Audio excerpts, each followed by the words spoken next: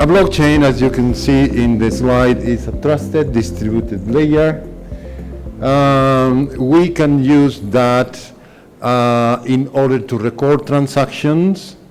The idea that is distributed means that the records go into a distributed network.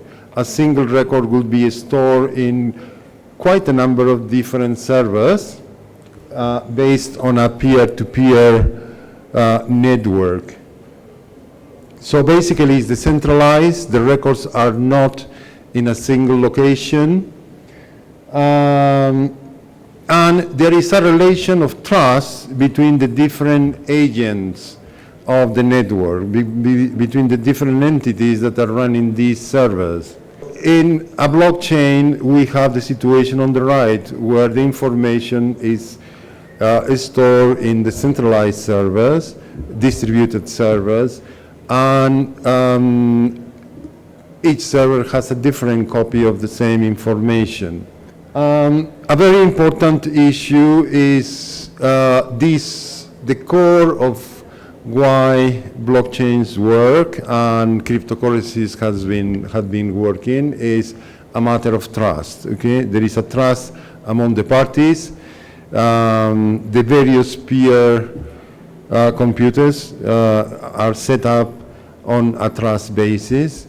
Any transaction that is going to be added into the blockchain needs to be verified by all the servers. They have a mechanism of agreeing and accepting a new transaction that then is incorporated into the blockchain. Every record in the blockchain contains, you basically have the chain. As you add a new record, this record makes a reference to the previous record, and basically using cryptographic techniques in such a way that that information now cannot be changed. As you add new blocks into the chain, the same happens. So at any one time, you will not be able to basically change any block without changing all the subsequent blocks.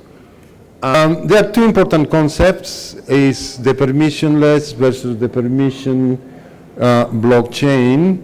Permissionless is basically when the access to the blockchain is unregulated or is open. Everybody could potentially access it and look up the records. That is very common in cryptocurrencies. So something like Bitcoin is based on a permissionless blockchain. There are many applications for blockchain. It is still pretty much, I would say, a nascent technology, and there has been an interest from business, an interest from government. The fact that the technology has proven to be successful in digital currencies obviously has raised a lot of interest. Now, I have mentioned there are a number of potential areas. Is in no way exhaustive, but if you think basically any application in which you have records that once they happen, they don't change, okay? So I gave you the example for government.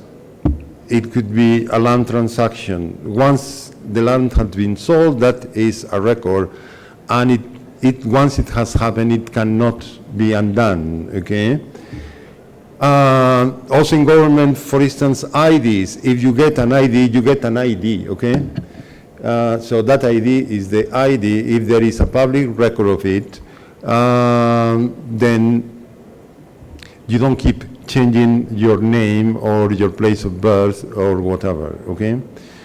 Other applications, for instance, it has been quite interesting. There has been a lot of work on contracts, okay?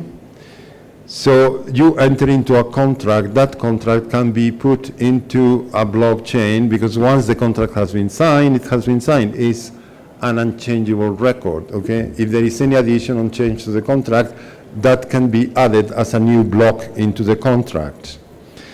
Other interesting application, and I have at least 2 or 3 students who have been working on that, is the first one mentioned there is the supply chain.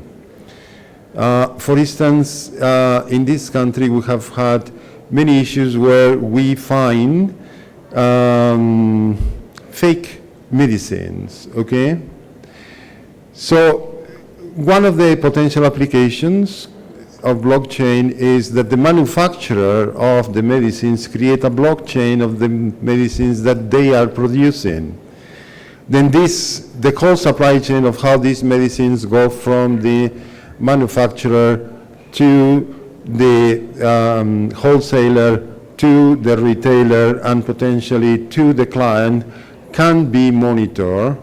So as a user, when you go and buy a medicine, you could verify whether that medicine is in a blockchain that shows you that this supplier got it from a certain wholesaler who got it from a manufacturer.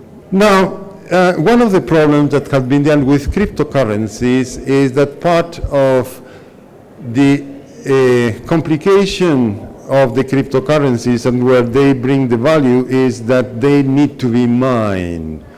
The cryptocurrency needs to be created. That's what we mean by mine. And mining means solving a very complicated cryptographical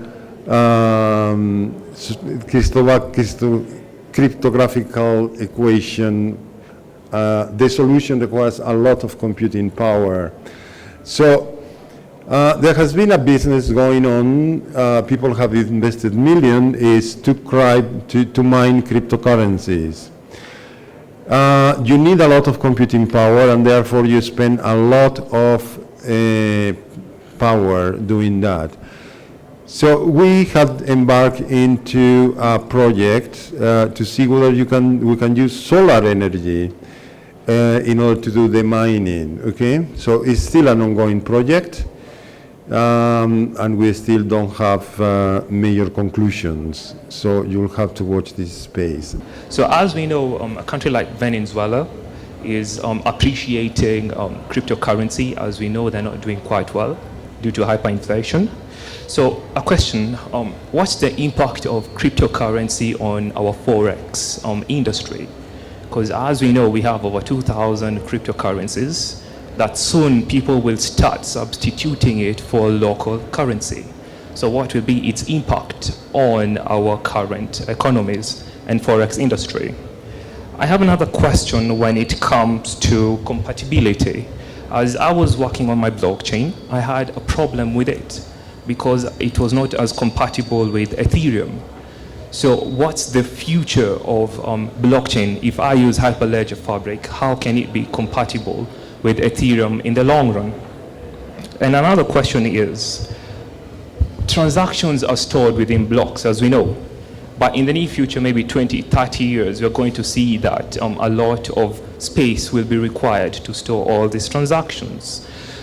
It might get to a point where you'll have to delete transactions. Do you see blockchain being as sustainable maybe in the next 50, 100 years?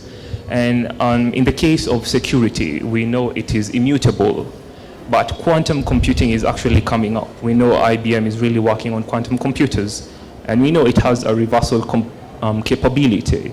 So when it comes to reversing all this transaction, how secure do we think blockchain can be in the near future? I'm going to try to give you some answers to that.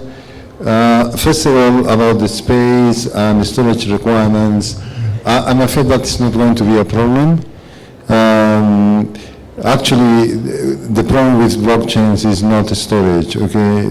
They are actually, some of them are relatively small in terms of, in comparison with many other applications. So I don't foresee that being a problem.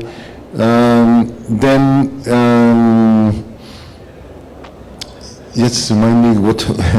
the question of Forex. Yes. Forex. Yeah, in relation to the fiat currencies, which are the normal currencies that we use, and cryptocurrencies. Cryptocurrency is something very new, and you have seen what has been happening in the market. Bitcoin was the first, it has been the most popular, it has been going up and down, up and down. Some people make huge investments when it was at 17, going to 20, hoping that, things were going up, and they have been going up, and then suddenly they found that, it went up a bit more, and then suddenly it started going down, so people lost millions. Some other people made millions. So at the moment, you want to invest, please go ahead, okay? I'm not a seer, I don't know what is going to happen tomorrow, but as a technology, it is something very, very interesting. Not only that, it allows a parallel economy to be there, okay? Economy that is not directly controlled necessarily by governments.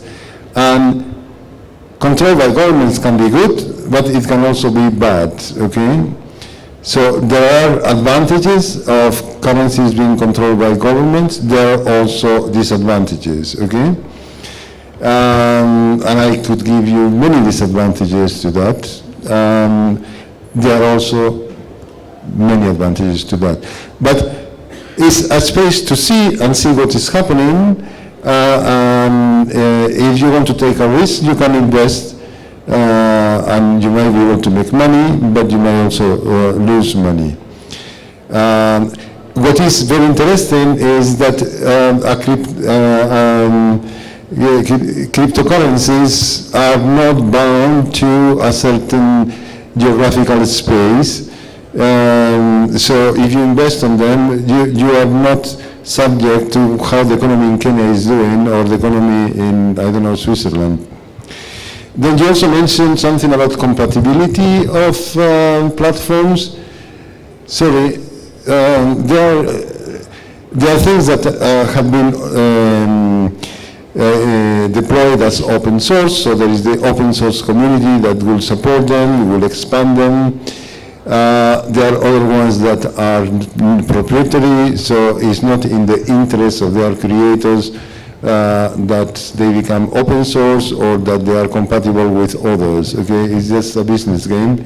If you have invested a lot of money, you might not want other people accessing what is your intellectual property, okay? This should be the end of my presentation.